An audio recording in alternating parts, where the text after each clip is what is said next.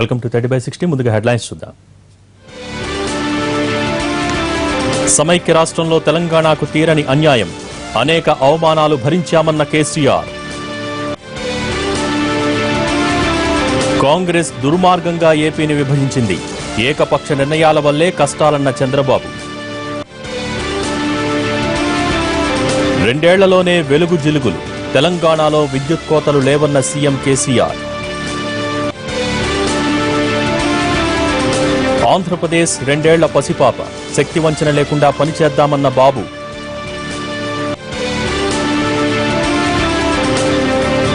ఓయూలో జనజాతరకు high court break, రాజకీయ సభలు వద్దంటూ ఆదేశాలు.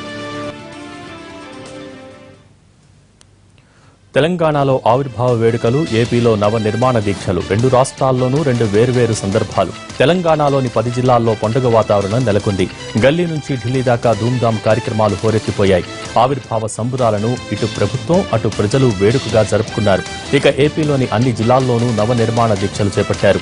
నవ్యాంధ్రను అభివృద్ధి పదంలో నడిపించేందుకు ప్రతి ఒక్కరి భాగస్వామ్యం కావాలని కోరుతూ ప్రతిజ్ఞలు చేశారు. ఈ నెల 8 వరకు ప్రత్యేక కార్యక్రమాలు నిర్వహించనున్నారు.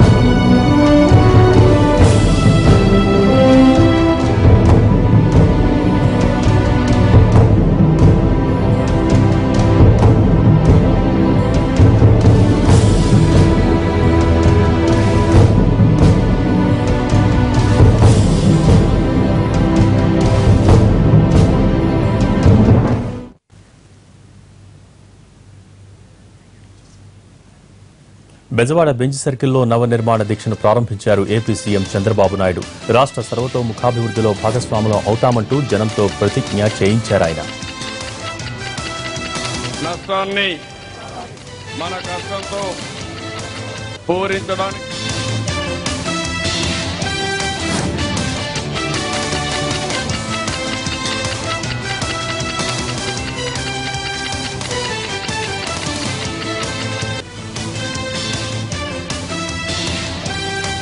నవ్యాంధ్ర కేవలం 2 ఏళ్ల వయసున్న పాప అన్నారు సీఎం చంద్రబాబు. 2 ఏళ్ల చిన్నారిలా బుడిబుడి అడుగులు వేస్తోందని అన్నారాయన.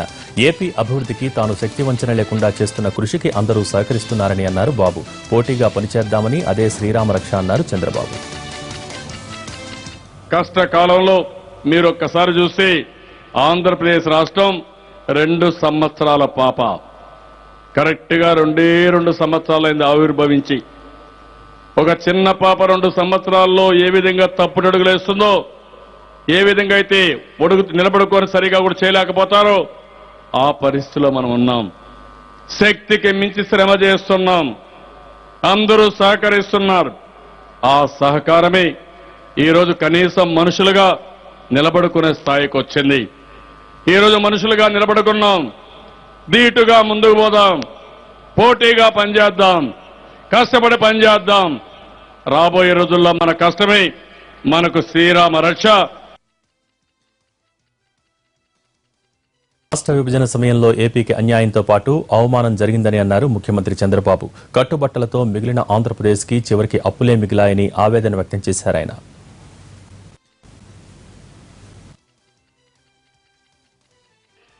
అన్యాయం జరిగింది, అవమానం జరిగింది. అన్ని విధాల కట్టుబట్టలతో వచ్చాం. మామూలుగా కట్టుబట్టలతోనే కాదు, నెత్తిన అప్పుతో కూడా వచ్చాం. ఆదాయం లేదు, అప్పులు మాత్రం ఉన్నాయి. అది కూడా అన్యాయంగా పెట్టిన అప్పులు. కష్టపడిన కష్టార్జితం మనకు కాకుండా ఇంకొక విధంగా పోయే పరిస్థితి వచ్చింది. కనీసం కేంద్రం ఇది జరిగింది, ఈ ఇబ్బందులున్నాయి, మీకు మేము అండగా ఉంటాం, ధైర్యంగా ఉండండి, ఒక్క మాట కూడా ఓదార్పుగా చెప్పలేదంటే ఎంత బాధాకరమో ఒక్కసారి మీరు ఆలోచించాల్సిన అవసరం ఉంది. ఆదాయమంతా హైదరాబాద్లో ఉన్నందున ఆంధ్రప్రదేశ్కు ప్రత్యేక హోదా ఇవ్వాలని ప్రస్తుత ఆర్థిక మంత్రిగా ఉన్న అరుణ్ జైట్లీ ఆ రోజు రాజ్యసభలో డిమాండ్ చేశారని ఏపీ ముఖ్యమంత్రి చంద్రబాబు గుర్తు చేశారు. అన్ని రాష్ట్రాలతో సమానంగా రాష్ట్రం అభివృద్ధి చెందేలా కేంద్రం సహకరించాలన్నారు చంద్రబాబు. చట్టంలో కొన్ని పెట్టారు, దీనివల్ల ఏమాత్రం చాలవు. హైదరాబాద్ లో ఇన్కమ్ అంతా హైదరాబాద్ లో ఉంది.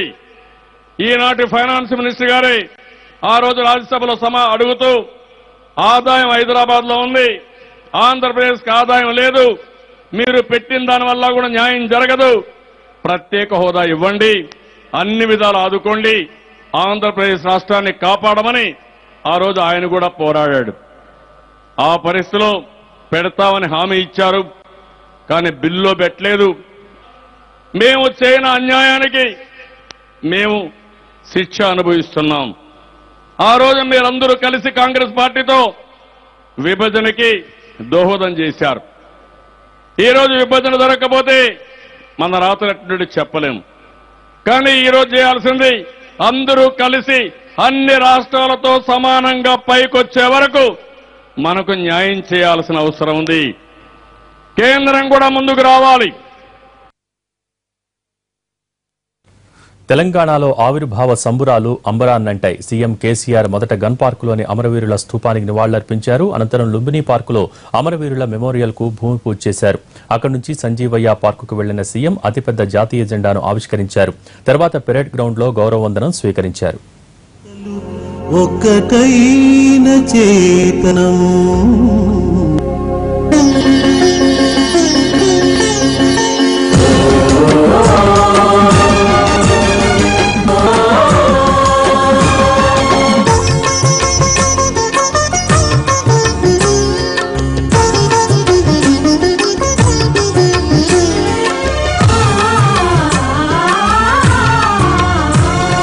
జయ జయ హే తెలంగాణ జననీ జయ కేతనం, కోటి గొంతుకలు ఒక్కటైన చేతనం.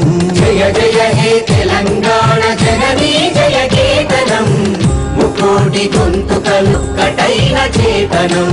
తరతరాల చరిత గల తల్లి నీరాజనం, తరతరాల చరిత గల తల్లి నీరాజనం.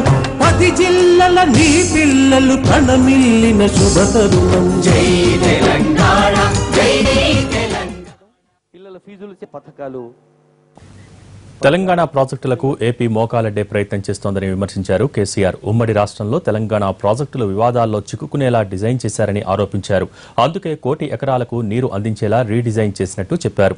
ప్రాజెక్టుల విషయంలో కర్ణాటక, మహారాష్ట్ర నుంచి సహకారం అందుతోందని అన్నారు సీఎం కేసీఆర్. ప్రాజెక్టుల రీడిజైనింగ్ చేపట్టాం.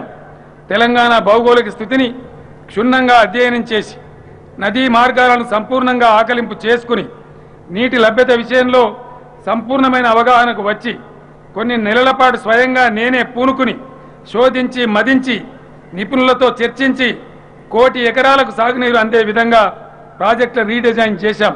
ప్రాజెక్టుల నిర్మాణానికి ఇరుగు పొరుగు రాష్ట్రాలతో సంప్రదింపులు జరిపి ఇచ్చి పుచ్చుకునే ధోరణితో వ్యవహరిస్తూ మన ప్రాజెక్టులకు గల అవరోధాలన్నింటినీ విజయవంతంగా అధిగమిస్తూ ఉన్నాం. ఇందులో భాగంగా గోదావరిపై నిర్మించే ప్రాజెక్టుల విషయంలో మహారాష్ట్ర ప్రభుత్వంతో చర్చలు జరిపి వివాదాలు పరిష్కరించుకున్నాం. చారిత్రక ఒప్పందాన్ని కుదుర్చుకున్నాం. కృష్ణా నదిపై తలపెట్టిన ప్రాజెక్టుల విషయంలో కూడా కర్ణాటక ప్రభుత్వం నుంచి సానుకూల వైఖరిని సాధించాం. మహారాష్ట్ర, కర్ణాటక ప్రభుత్వాల నుంచి ఆశించిన సహకారం అందుతున్నది. కానీ ఆంధ్రప్రదేశ్ ప్రభుత్వం మాత్రం మోకాలడ్డే ప్రయత్నం చేస్తున్నది. ఇక ఎవరి ఆటలు సాగనివ్వం. కృష్ణా, గోదావరి జలాల్లో మన వాటా నీరు చుక్క కూడా వదిలే సమస్య లేదు. ప్రతి నీటి బొట్టును తెలంగాణ భూముల్ని తడిపేందుకు వినియోగిస్తాం.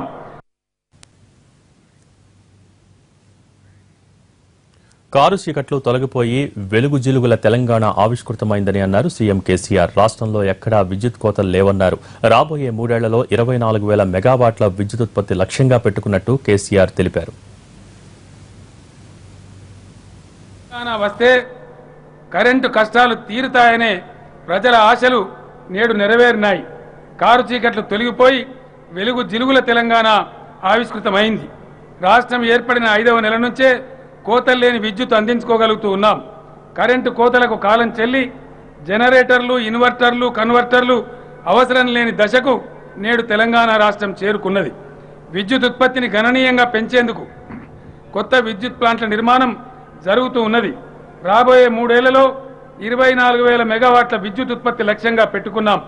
ఇక తెలంగాణలో విద్యుత్ కోతలు ఉండవని నేను సంతోషంగా సగర్వంగా ఈ సందర్భంగా ప్రకటిస్తూ ఉన్నాను. రెప్పపాటు కూడా కరెంటు పోదు. త్వరలో వ్యవసాయానికి పగటిపూట 9 గంటల కరెంటు ఇవ్వడానికి ప్రభుత్వం సన్నాహాలు చేస్తున్నది. తెలంగాణ వస్తే ప్రజల జీవితాల్లో కొత్త వెలుగు వస్తుందనే మాట అక్షర సత్యమని. తెలంగాణ ఆవిర్భావ దినోత్సవ వేడుకలు ఘనంగా జరుగుతున్నాయి. ఈ సందర్భంగా Malkajgiri MP Malla Reddy, TRS greater అధ్యక్షుడు మైనంపల్లి హనుమంతరావులు ఉత్సాహంగా డాన్స్ వేసి అందరినీ ఆకట్టుకున్నారు. వీరిద్దరూ గతంలో మల్కాజ్గిరి నుంచి ప్రత్యర్థులుగా పోటీ చేశారు.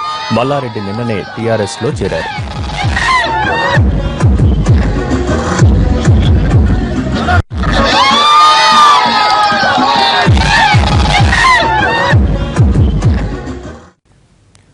కరీంనగర్ జిల్లాలో తెలంగాణ ఆవిర్భావ దినోత్సవాలు ఘనంగా జరిగాయి.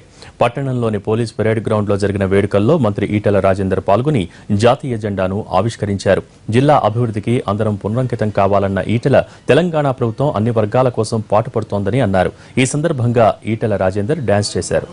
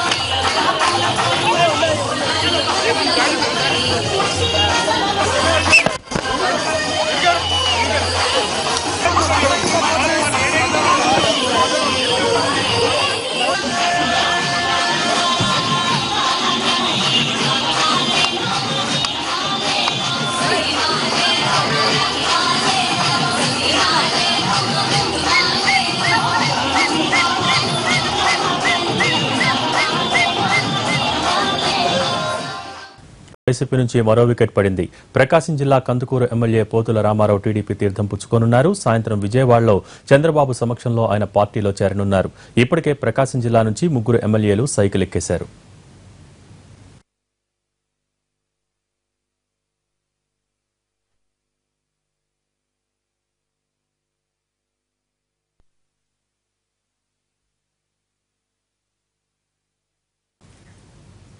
కడప జిల్లాలో పలుచోట్ల భారీ వర్షాలు కురుస్తున్నాయి. జమ్మలమడుగు, రాజంపేటలో ఈదురుగాలులు బీభత్సం సృష్టించాయి. కడప టౌన్ను భారీ వాన ముంచెత్తింది. దీంతో పలు ప్రాంతాల్లో అర్ధరాత్రి నుంచి విద్యుత్ సరఫరా నిలిచిపోయింది.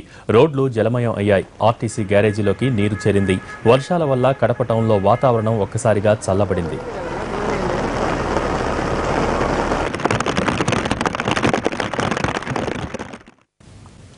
కరీంనగర్ జిల్లాలో ఎలుగుబంట్లు కలకలం సృష్టిస్తున్నాయి. జనావాసాల్లోకి వచ్చి ఆందోళనకు గురిచేస్తున్నాయి. నిన్న మానకొండూరు మండలం రాఘవాపూర్లో గుట్టపై నిర్మించిన వాటర్ ట్యాంక్ పైకి ఎక్కిన ఎలుగుబంటి కాసేపు హడావిడి చేసింది. తాజాగా ఇవాళ ఇదే మండలంలోని చెంజర్ల, కాదరగూడ గ్రామాల మధ్యలో గుట్టలపై నుంచి 3 ఎలుగుబంట్లు రోడ్డుపైకి వచ్చాయి. దీంతో ఆ దారిలో ప్రయాణిస్తున్న వారు భయాందోళనకు గురవుతున్నారు.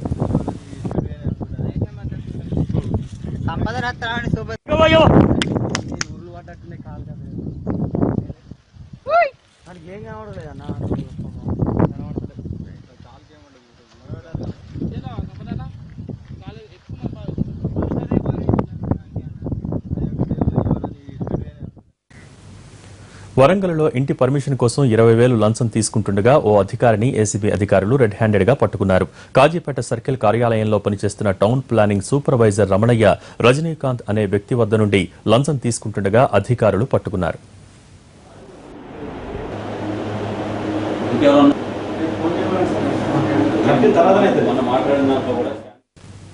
ఏటీఎంలో ఖాతాదారుల దృష్టి మరల్చి వారి కార్డులతో చోరీలకు పాల్పడుతున్న ఇద్దరు వ్యక్తులను అనంతపురం జిల్లా పోలీసులు అరెస్ట్ చేశారు. వారి నుండి 11.5 లక్షల రూపాయలను స్వాధీనం చేసుకున్నారు. హోటల్ యజమాని అయిన కృష్ణమూర్తి జల్సాలకు అలవాటు పడి దొంగగా మారాడు. ఈ క్రమంలో వెంకటేష్ అనే మరో దొంగతో కలిసి ఏటీఎంల వద్ద కాపు కాసి చోరీలకు పాల్పడ్డారు. నిందితులు ₹1 కోటి మేర చోరీలకు పాల్పడ్డట్టు పోలీసులు గుర్తించారు. వారి నుండి నగదుతో పాటు 2 ద్విచక్ర వాహనాలు, ఏటీఎం కార్డులను రికవరీ చేశారు.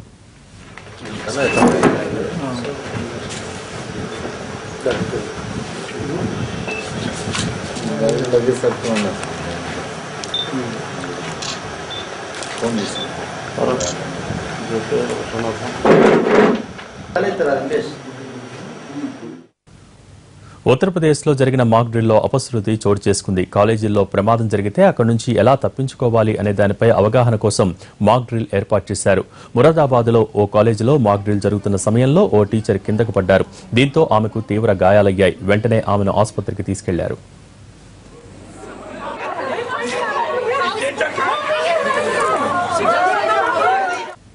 న్యూస్ ముందే వస్తాయి అనుకున్న రుతుపవనాలు ఆలస్యమవుతున్నాయి. ఈ నెల 7కి కేరళను తాకుతాయి అనే గతంలో అంచనా వేసినా ప్రస్తుతం ఆ పరిస్థితి లేదని చెబుతున్నారు వాతావరణ శాస్త్రవేత్తలు.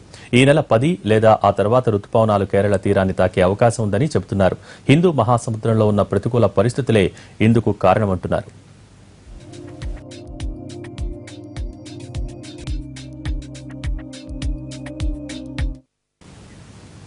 ప్రపంచంలోనే అత్యంత పొడవైన సొరంగ రైలు మార్గం స్విట్జర్లాండ్లోని ఎట్స్ఫెల్డ్లో ప్రారంభమైంది. ఈ మార్గాన్ని ఆల్ప్స్ పర్వతాల కింద నిర్మించారు. దీని ద్వారా యూరప్ దేశాల మధ్య దూరం తగ్గుతుంది. గోతార్డ్ బేస్ టన్నెల్గా పిలిచే దీని పొడవు 57 కిలోమీటర్లు. కొన్ని చోట్ల ఉపరితలానికి 2.3 కిలోమీటర్ల దిగువన ఉంటుంది. ఈ మార్గంలో నడిచిన తొలి రైల్లో ప్రయాణించిన వారిలో స్విస్ అధ్యక్షుడు స్నీడర్ అమన్తో పాటు Germany chancellor Angela Merkel, French అధ్యక్షుడు హోలాండ్, ఇటలీ ప్రధాని రెంజీ కూడా ఉన్నారు. దీన్ని నిర్మించడానికి 17 ఏళ్లు పట్టింది.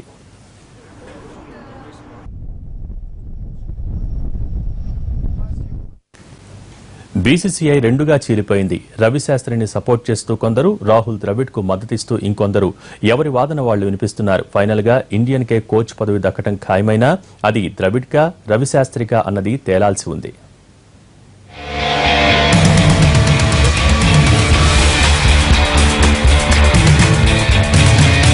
టీమిండియా కొత్త కోచ్ ఎంపిక బీసీసీఐని షేక్ చేస్తోంది. నిన్నటిదాకా టీమిండియాకు డైరెక్టర్ గా పనిచేసిన రవిశాస్త్రి ఈసారి టీమిండియా హెడ్ కోచ్ గా చార్జ్ తీసుకోవడానికి ఉత్సాహం చూపిస్తున్నాడు. టీమిండియా కోచ్ పోస్ట్ కోసం అప్లై చేసుకున్నాడని క్రికెట్ వర్గాల్లో టాక్ వినిపిస్తోంది.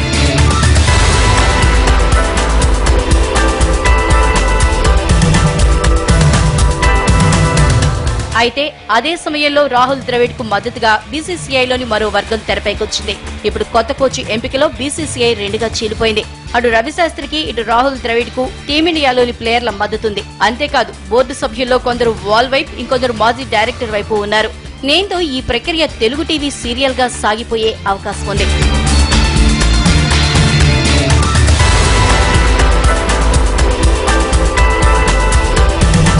టీమిండియాకు కోచ్ను ఎంపిక చేసే విషయంలో ఇంతకు ముందెప్పుడు ఇలాంటి గందరగోళ పరిస్థితి తలెత్తలేదు. ఫైనల్ గా ఇప్పుడు ఇండియన్ టీం కోచ్ పోస్ట్ మన మాజీ క్రికెటర్లకే దక్కుతుందని తేలిపోయింది.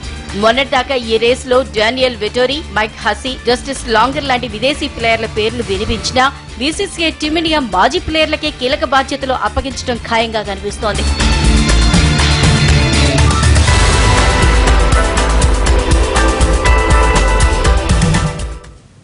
ఇవి బులెటిన్ విశేషాలు. తర్వాత హలో డాక్టర్ ప్రసారం అవుతుంది. Stay tuned to NTV.